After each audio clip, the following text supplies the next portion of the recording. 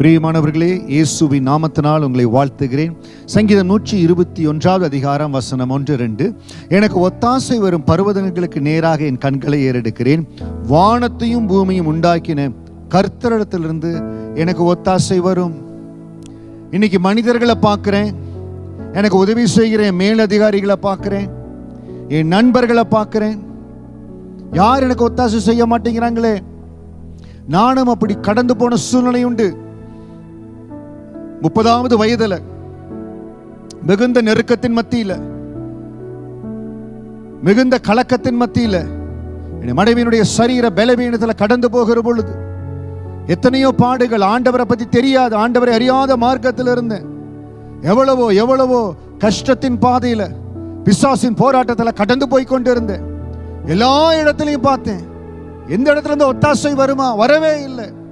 ஒரு நேரம் வந்தது, சிலுவை நாதரை பற்றி அறிந்து கொள்ளக்கூடிய ஒரு கிருபையை தேவன் கொடுத்தார். அது தெரிந்தவுடனே, சிலுவையை பற்றி அறிந்தவுடனே, எனக்காக இயேசு மரித்தார் என்கிற அந்த சத்தியத்தை தெரிஞ்சவுடனே அவர் நோக்கி பார்க்க ஆரம்பித்தார்.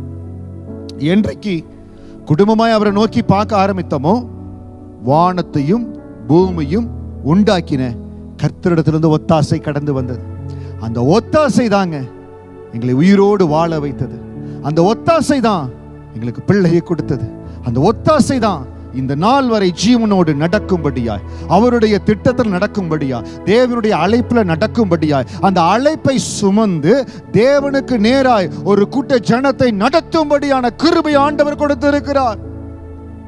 ஆண்டவரை அறியாத நாட்கள், வாழ்க்கை முடிந்து போகிற சூழ்நிலை, அப்படிப்பட்ட எங்களை இன்னைக்கு ஆண்டவர் ஜீவனுள்ள சாட்சியா நிறுத்தி இருக்கிறார். இன்னைக்கு ஒருவேளை இயேசு என்கிற நாமம் உங்களுக்கு தெரியாது, இயேசுவை பத்தி தெரியாது. எனக்கு உதவி செய்வாங்கன்னு குடும்பத்தை நம்பினேன், நண்பர்களை நம்பினேன், யாருமே உதவி செய்யல. ஒரே ஒரு காரியத்தை உங்களுக்கு சொல்லுகிற, சங்கீதம் 121 அதிகாரம் 2வது வசனம், அந்த ஒரு வசனத்தை என்னோட கூட நீங்க சேர்ந்து சொல்லி, வானத்தையும் பூமியும் உண்டாக்கின கர்த்தரிடத்திலிருந்து ஒத்தாசை வரும்னு சொல்லி ஒரு விசை ஏசப்பாவை நோக்கி பாருங்க, அந்த கல்வாரி சிலுவையை நோக்கி பாருங்க.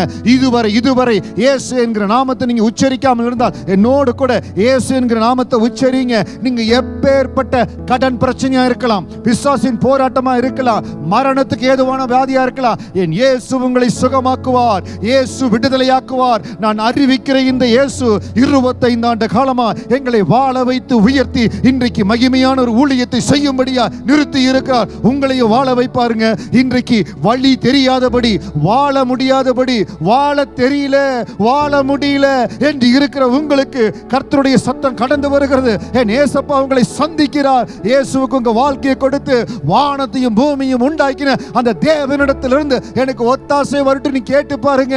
நீங்க ஏறெடுக்கிற ஒரு ஜெபத்திற்கு பரலோகத்திலிருந்து உங்களுக்கு பதில் கடந்து வரும். ஆண்டவர் ஆசீர்வதிப்பார். இதுவரை யாருமே எனக்கு உதவி செய்ய முடியல, என் சத்தத்தை யாருமே கேட்கல, இந்த சத்தம் உங்களுக்காய் கடந்து வருகிறது. சங்கீதம் 121 அதிகாரம் 2வது வசனம், வானத்தையும் பூமியும் உண்டாக்கின அந்த கர்த்தரிடத்திலிருந்து எனக்கு ஒத்தாசை வரும்னு விசுவாசத்தோடு சொல்லுங்க.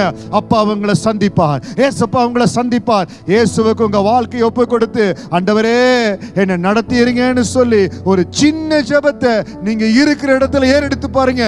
இன்றைக்கு உங்க விடுதலையின் நாள், இன்றைக்கு உங்கள் மாற்றத்தினால், இன்றைக்கு உங்க வாழ்க்கை மாறுகிறது. ஏசப்பா இந்த வார்த்தையை கேட்கிற அன்பு ஜனங்களை ஆசீர்வதிக்கும்படியா ஜெபிக்கிற எந்த மகன், எந்த மகள் தங்களுடைய வாழ்க்கை வாழ்க்கைக்கு ஆதாரமே இல்லை நினைச்சிட்டு இருக்கிறாங்களோ, அவங்க வாழ்க்கையின் ஆதாரமாய் நீங்க கடந்து வரும்படியா ஜெபிக்கிற உங்க கரம் இவர்களை அரவணைத்துக் கொள்ளட்டும். எந்த இடத்துல இருந்தாலும் இந்த சத்தத்தை கேட்கிற இவங்களை ஒரு தாய் தேற்றுவது போல நீங்க தேற்றி பலப்படுத்துங்க. ஆண்டவரே ஏசப்பா கரத்தில் ஒப்பு கொடுக்கிற உங்களுக்கு அருகாமையில் இருக்கிற ஒரு திருச்சபைக்கு சென்று உங்களை ஐக்கியப்படுத்திக் கொள்ளுங்க. கர்த்தர் உங்களை ஆசீர்வதிப்பார்.